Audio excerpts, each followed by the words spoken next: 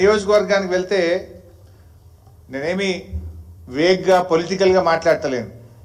స్పష్టంగా అధికారులతో మాట్లాడి క్షేత్రంలో పరిశీలన జరిపి మాట్లాడుతూ ఉన్నా. ఉదాహరణకు సిద్దిపేట జిల్లా చిన్నకోడూరు మండలం అనంతసాగర్ గ్రామం. ఈ అనంతసాగర్ గ్రామంలో పంచాయత్ సెక్రటరీగా ఒక అమ్మాయి రాజవ్వ అని పనిచేస్తూ ఉంది. పరిస్థితి ఎంత ఘోరంగా ఉందంటే ఒక చిన్న ఉదాహరణ చెప్తా. ఆ ట్రాక్టర్కి ఏమైంది, ప్రతి 3 నెలలకు రోడ్ ట్యాక్స్ కట్టాలి, 3 నెలలకు 6 నెలలకు రోడ్ ట్యాక్స్ కట్టాలి, ఇన్సూరెన్స్ కట్టాలి సంవత్సరానికి ఒకసారి. సో గ్రామ పంచాయతీలకు 7 నెలల నుంచి రూపాయి వస్తలేదు, రోడ్ ట్యాక్స్ కట్టలేదు, ఇన్సూరెన్స్లు కట్టలేదు. ఆ ట్రాక్టర్ రోడ్డు మీద పోయింది. చెత్త సేకరించుకొని పోతుంటే ఆర్టీఓ డిపార్ట్మెంట్ వాళ్ళు ట్రాక్టర్ను పట్టుకొని దీనికి రోడ్ ట్యాక్స్ కట్టలేదని సీజ్ చేసిండ్రు. అరే ఇది గ్రామ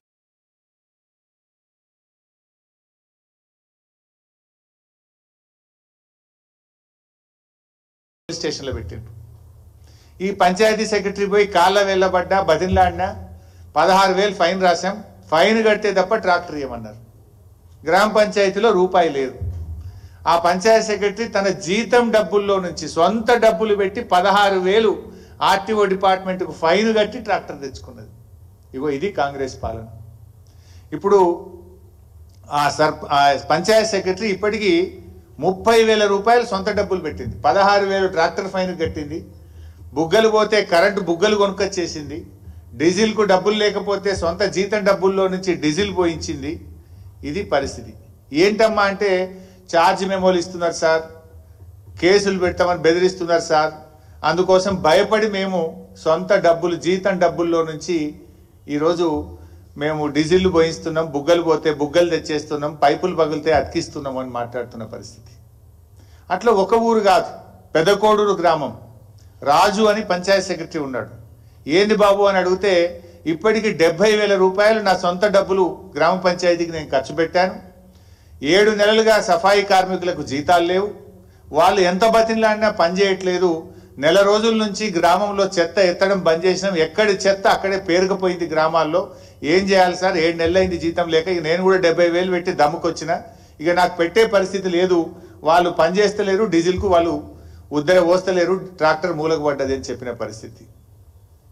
అట్లనే గంగాపూర్ గ్రామం రమేష్ అనే పంచాయత్ సెక్రటరీతో మాట్లాడితే 75,000 రూపాయలు నేను జేబుల్లో నుంచి పెట్టినా సార్, 3 నెలల నుంచి సఫాయి పారిశుధ్య కార్మికులకు జీతాలు లేవు, 4 నెలలుగా ట్రాక్టర్ డీజిల్ నేనే పోయించిన సొంతం, ఇక ఇప్పుడు నాతో కూడా దమ్ముకొచ్చింది సార్ అంటున్నాడు. కరెంటు బిల్లులు కట్టలేవు, గ్రామ పంచాయతీలు విద్యుత్ శాఖకు బిల్లులు కట్టలేరు. కేసీఆర్ గారు ఉండగా ప్రతి నెల విద్యుత్ శాఖకు గ్రామ పంచాయతీలు కరెంటు బిల్లులు కట్టేది. ప్రతి నెల రాష్ట్ర ప్రభుత్వం గ్రామ పంచాయతీలకు డబ్బులు ఇచ్చేది, పారిశుధ్య కార్మికులకు వేతనాలు ఇచ్చేవారు, ట్రాక్టర్ ఇన్స్టాల్మెంట్స్ కట్టేవారు, విద్యుత్ బిల్లులు కూడా చెల్లించేవారు. అంటే పాలన అస్తవ్యస్తం అయిపోయింది. అసలు ఈ ప్రభుత్వం కనీస రివ్యూ కూడా లేదు. ఇట్లా నేను చెప్పుకుంటూ పోతే చాలా ఎగ్జాంపుల్స్ ఉన్నాయి, ఒకటి కాదు అనేక గ్రామాలతో నిన్న నేను రివ్యూ చేశాను.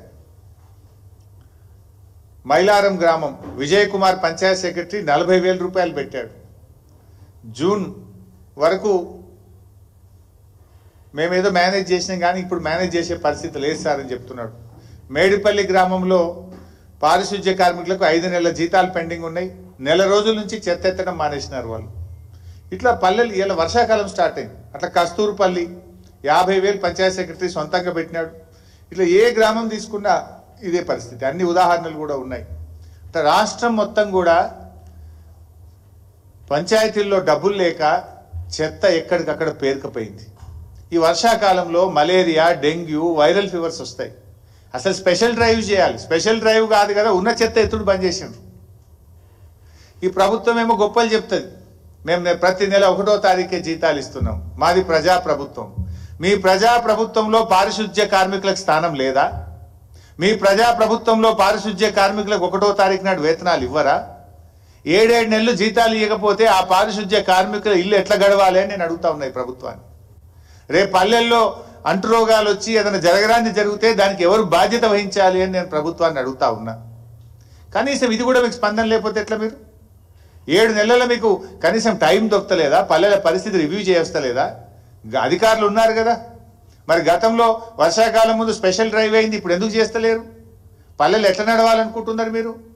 చివరికి సర్పంచులు పోయి గవర్నర్కు మొరబెట్టుకునే పరిస్థితి తెచ్చినారు. మేము పనిచేసి రూపాయి బిల్లులు రావట్లేదు, మాకు 7 నెలలు అయిపోయింది, అప్పుల పాలైనమని రాష్ట్ర గవర్నర్ గారి దగ్గరికి సర్పంచులు వెళ్ళి మొరబెట్టుకొని కళ్ళ నీళ్లు పెట్టుకునే పరిస్థితి తెచ్చారు మీరు. ఎటు పోయింది ప్రభుత్వం? ఎందుకు పని చేయలేకపోతున్నారు మీరు?